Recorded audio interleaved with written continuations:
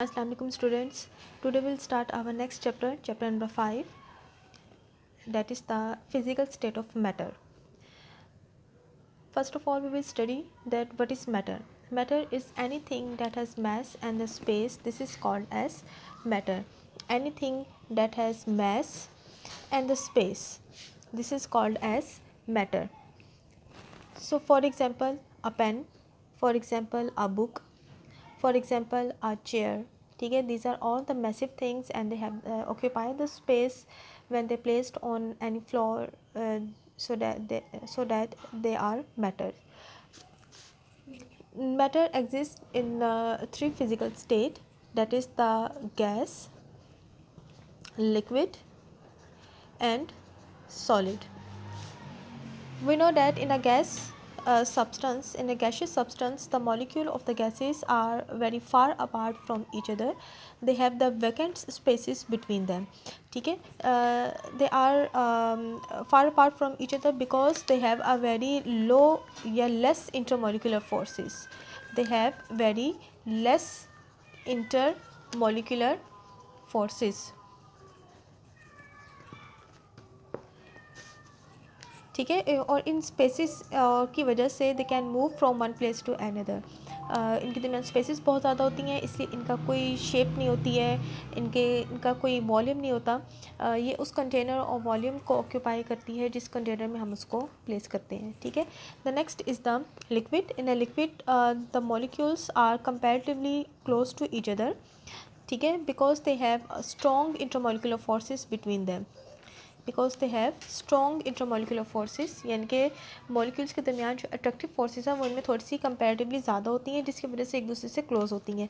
सो इनके क्लोज होने की वजह से दे have a definite volume but they do not have the definite shape. इसलिए ये उस कंटेनर की शेप को अडॉप्ट कर लेती है जिसमें हम उसको रखते हैं. ठीक है. The third one is the solid. In a solid the particles are very close to each other. They are fixed with each other. They have the negligible spaces between them. क्यों? Because they have very strong forces, intermolecular forces between them. ठीक है. और इसकी वजह से इनका जो structure होता है वो क्लोजली पैक्ड होते हैं. They are rigid, they are hard, they have a definite shape and they have definite volume. So in this chapter we will study all about these three state of the matter, and we will study the physical properties of this matter, and we will see that how the different factor affect the physical properties of these three state of the matter. ठीक है. So number one is the gaseous state. Gaseous state को describe करने के लिए या इसका behaviour को explain करने के लिए हम उनकी फ़िज़िकल प्रॉपर्टीज़ को बारी बारी जो है वो डिस्कस करेंगे. The first property is called as diffusion. ठीक है. So the first property is called as diffusion. Diffusion का मतलब होता है स्प्रेड होना, फैल जाना. सो अब स्प्रेडिंग का क्या मतलब है? लेट्स सपोज आपने अपने कमरे के रूम के एक कॉर्नर पर परफ्यूम स्प्रे किया. ठीक है. आप जहाँ पे खड़े हो आपको वहाँ पे बड़ी अच्छी खुशबू आ रही है, अभी आपने स्प्रे किया है, लेकिन दूसरे कॉर्नर पे उसकी हमें अभी फ्रेगनेंस नहीं आ रही. But with the passage of time हम ऑब्ज़र्व करते हैं कि उस फ्रेगनेंस जो है, उस परफ्यूम की जो फ्रेगनेंस है वो पूरे कमरे में स्प्रेड हो जाती है, पूरे कमरे में फैल जाती है.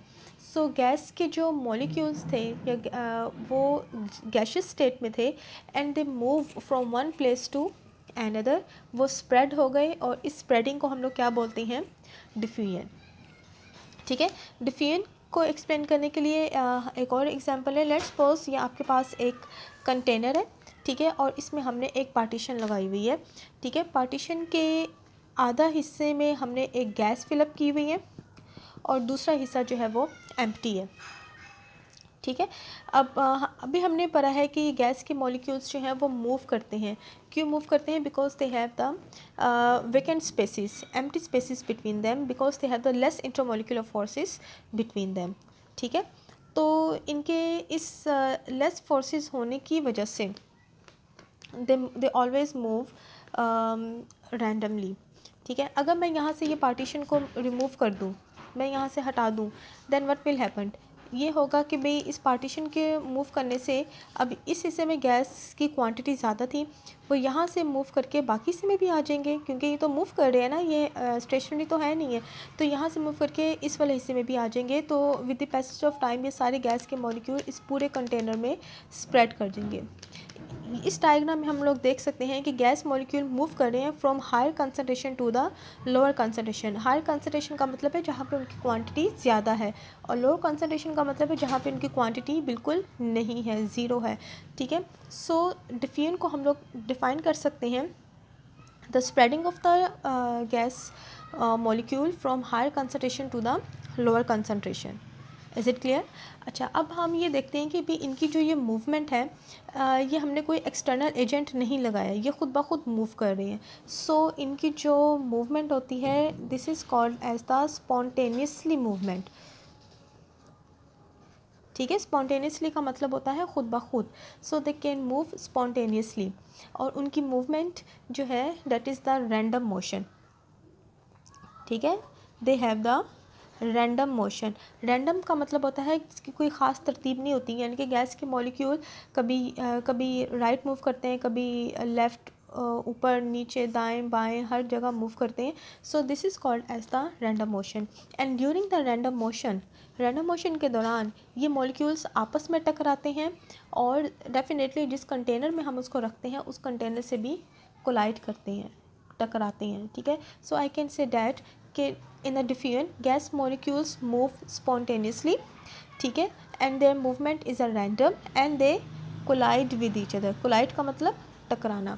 सो इन तीनों फैक्टर्स होने की वजह से इनकी स्पॉन्टेनियसली मूवमेंट है, रैंडम है, एंड ड्यूरिंग द कोलाइजन ये इनकी कॉन्टिन्यू रहती है, जारी रहती है, अनटिल और अनलेस कि पूरे कंटेनर में ये गैस स्प्रेड हो जाए एक जैसी, यानी कि ये ना होगा एक हिस्से में ज़्यादा एक हिस्से में कम, बल्कि एक जैसी हर जगह स्प्रेड हो जाए। यानी कि इस पूरे प्रोसेस में जो हमारे पास जो मिक्सचर बन जाता है वो कौन सा होगा? होमोजीनियस। होमोजीनियस के बारे में आपने फर्स्ट चैप्टर में पढ़ा भी था। ठीक है, होमोजीनियस का मतलब होता है जो बिल्कुल एक जैसा हो। So I can define the diffusion as the spontaneously mixing of the gas molecules by random motion and the collision to make the homogeneous solution। ठीक है, अब जितनी ज़्यादा गैस की मूवमेंट होगी उतनी ज़्यादा डिफ्यूजन या उतनी ज़्यादा स्प्रेडिंग जल्दी हो जाएगी। So we can say that कि वो मॉलिक्यूल्स जिनका मैस ज़्यादा है वो थोड़ा देर से मूव करेंगे एज़ कम्पेयर टू द जिनका मैस जो है वो कम है। डेफिनेटली भाई भारी जो मोटे अफराद होते हैं, जो वज़नी लोग होते हैं, उनसे इतना तेज़ नहीं भागा जाता, जबकि जो स्मार्ट होते हैं, जो पतले लोग होते हैं, वो ज़्यादा तेज़ भाग सकते हैं। सेम यही एग्जांपल हम मॉलिक्यूल्स में भी ले सकते हैं कि जिनका मैस ज़्यादा है उनकी मूवमेंट कम होगी, जिनका मैस कम है उनकी मूवमेंट क्या होगी? ज़्यादा होगी, और उनमें डिफ्यूजन का प्रोसेस भी ज़्यादा होगा। Is it clear? Okay, the next property of the gas is the effusion।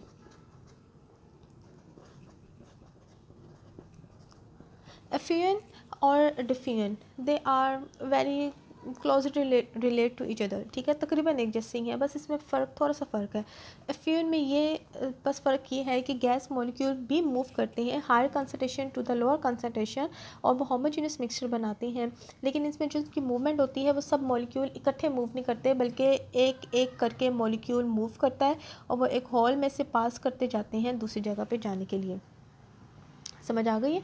ठीक है, सो एफ्यूजन का मतलब होता है स्केप आउट, निकलना। ठीक है, एक एक करके निकलना। तो इसमें गैस के मॉलिक्यूल्स भी सेम इसी तरह से मूव करते हैं, लेकिन वो एक छोटे हॉल में से मूव करते हैं, और वो हॉल सिर्फ इतना ही होता है कि उसमें एक वक्त में एक मॉलिक्यूल या बहुत स्मॉल क्वांटिटी जो है वो मॉलिक्यूल्स की जो है वो उसमें से पास कर सकती है। फॉर एग्ज़ाम्पल, लेट्स सपोज ये आपके पास जो है वो एक कंटेनर है। ठीक है, इस कंटेनर में ये दरमियान में हमने एक पार्टीशन लगाई हुई है, और इस पार्टीशन में एक छोटा सा हमने एक होल रख दिया है। ठीक है, एक साइड पे ये सारे गैस के मॉलिक्यूल्स प्रेजेंट है और दूसरी साइड पे प्रेजेंट नहीं है। ये पार्टीशन लगी हुई है, अब ये मॉलिक्यूल एक जगह पे कंजस्टेड है, और हमें पता है कि ये मॉलिक्यूल्स जो है वो हर वक्त मूव करते रहते हैं, दे कोलाइड विद ईच अदर, और उनकी इस मूवमेंट की वजह से ये जो है मूव करने की वजह से वो जब इस साइड पे आएंगे तो उनको यहाँ पे एक ओपनिंग मिलेगी, तो इस ओपनिंग से मूव करते हुए ये यहाँ पे मॉलिक्यूल्स जो है वो एक एक करके आना शुरू हो जाएंगे। समझ आ गई है? तो इस प्रोसेस को हम लोग क्या बोलेंगे? एफ्यूजन। ठीक है, सेम उसमें भी है, हायर कंसंट्रेशन से लोअर कंसंट्रेशन पे आ रहे हैं but through a tiny hole. इसकी एक और एग्जांपल ले लें, जैसे कि बैलून है, बैलून में आपने हवा फिलअप की हुई है, ठीक है, और उसमें जब एक छोटा सा सुराख हो जाता है तो क्या होता है कि वो अंदर जो एयर प्रेजेंट है वो इस हॉल में से बाहर निकलना शुरू हो जाती है और जो बैलून है वो स्मॉल होना शुरू हो जाता है। ठीक है, this is also called as the effusion. ठीक है, या आप एग्जांपल ले लें टायर पंक्चर होने की। टायर की ट्यूब रबर ट्यूब होती है, अगर उसमें से अगर उस रबर ट्यूब में छोटा होल हो जाए, सुराख हो जाए, तो उसमें से हवा बाहर निकलना शुरू हो जाती है, उस ट्यूब की शेप ख़राब हो जाती है और हम कहते हैं कि टायर पंक्चर हो गया। ठीक है, सो ये escaping of the air from the tube, this is also the effusion. Is it clear? और अगेन ये भी किस चीज़ पे डिपेंड कर रहा है? एफ्यूजन भी डिपेंड करेगी डेफिनेटली मैस पे। अगर तो गैस का मैस ज़्यादा है तो एफ्यूजन ज़्यादा हो जाएगी, अगर गैस का मैस अगर गैस का मैस कम है तो एफ्यूजन ज़्यादा होगी, और अगर पार्टिकल्स या मैस बहुत ज़्यादा है, वज़नी है, तो उसका मूव करना, एस्केप होना भी मुश्किल होगा, यानी कि एफ्यूजन कम होती जाएगी। ठीक हो गया? Okay, the third property of the gas is the pressure, that is the gases always exert pressure. What is the pressure? आप हवा में चल रहे हैं, ठीक है, आंधी आ रही है, बहुत तेज़ हवा आ रही है, ठीक है, आपको जब आप मूव कर रहे हैं आपको लगता है ना कि हवा आपको पीछे की तरफ धकेल रही है, this is called as the pressure. ठीक है, so I can define it as कि लेट्स सपोज कि भी मेरे पास एक कंटेनर है, कोई भी एक वेज़ल है, और इसके अंदर गैस मॉलिक्यूल्स जो हैं वो मूव कर रही हैं रैंडमली, और इनकी मूवमेंट चूँकि रैंडम होती है, कॉन्टीन्यूसली होती है, और दे कोलाइड विद ईच अदर। ठीक है, ये मॉलिक्यूल्स आपस में भी कोलाइड करते हैं, और उस कंटेनर के रैंडम मोशन के दौरान उस कंटेनर में भी कोलाइड करते हैं जिसके अंदर ये इनक्लोज्ड है। तो अब क्या होगा कि भाई जब ये इस कंटेनर में कोलाइड करेगी, टकराएगी, तो टकराने से ऑब्वियसली फोर्स एक्सर्ट कर रही है, वो फोर्स लगा रही है उस कंटेनर पे, उस फोर्स को हम लोग जो नाम दे देते हैं प्रेशर का। ठीक है, so technically we can define the pressure as, हम लोग अब पूरे ये बताने के लिए कि भी पूरा कंटेनर, हम लोग क्या करते हैं, इस कंटेनर का एक छोटा सा एरिया कंसिडर कर लेते हैं। ठीक है, मैं ये एरिया कंसिडर कर लेती हूँ, ये इतनी सी एक लाइन, इसकी वॉल। ठीक है, अब मैं देखूँगी कि भाई इस लाइन में, यहाँ से लेके यहाँ तक लाइन में जितने मॉलिक्यूल्स कोलाइड करेंगे इसके साथ, उतना उस गैस का प्रेशर होगा। अगर तो ज़्यादा नंबर ऑफ़ मॉलिक्यूल्स कोलाइड करेंगे, यानी कि 10-12 करेंगे, तो मैं कहूँगी इसका प्रेशर ज़्यादा है। लेकिन अगर सिर्फ 2 या 3 मॉलिक्यूल्स इस वॉल पे आके कोलाइड करेंगे, तो इसका मतलब है गैस का प्रेशर क्या है? कम है। ठीक है, so I can define the pressure as force, वो फोर्स जो कि मॉलिक्यूल्स लगाएंगे किस पे? एक स्पेसिफिक एरिया पे, एक स्पेसिफिक जगह पे, उसको हम लोग क्या नाम देंगे? प्रेशर को। प्रेशर को हम कैपिटल P से रिप्रेजेंट करते हैं, फोर्स को कैपिटल F से, और एरिया को कैपिटल A से। ठीक है, the unit of the force is newton, the unit of the area is metre square. ठीक है, so I can say that the unit of the pressure is newton पर metre square. Newton पर metre square को मैं ऐसे भी लिख सकती हूँ, न्यूटन है, मीटर नीचे है, जब मैं इसको ऊपर लेके आऊँगी तो स्क्वेयर के साथ माइनस आ जाएगा। ठीक है, तो हमारे पास बनेगा न्यूटन पर मीटर स्क्वेयर। न्यूटन पर मीटर स्क्वेयर को हम एक और नाम भी देते हैं, this is equivalent to the pascal. ठीक है, तो आप इसको न्यूटन पर मीटर स्क्वायर कह लो, या आप इसको पास्कल कह लो। पास्कल को हम लोग रिप्रेजेंट करते हैं कैपिटल P स्मॉल a, ये एक ही बात है। So the SI unit of the pressure is newton पर मीटर स्क्वायर और पास्कल। ठीक है, so now there is a number of the equipment which are present here to measure the pressure of the liquid of the gases. जो barometer इस्तेमाल होते हैं, इसके अलावा मैनोमीटर इस्तेमाल होते हैं। मैनोमीटर जो है वो प्रेशर को मेजर करने के लिए इंस्ट्रूमेंट है जो प्रेशर को मेजरमेंट के लिए इस्तेमाल होता है इन लेबॉरेटरीज़ में, और बैरोमीटर हम यूजुअली इस्तेमाल करते हैं एयर प्रेशर को फाइंड आउट करने के लिए। ठीक है, दैट्स ऑल, थैंक यू।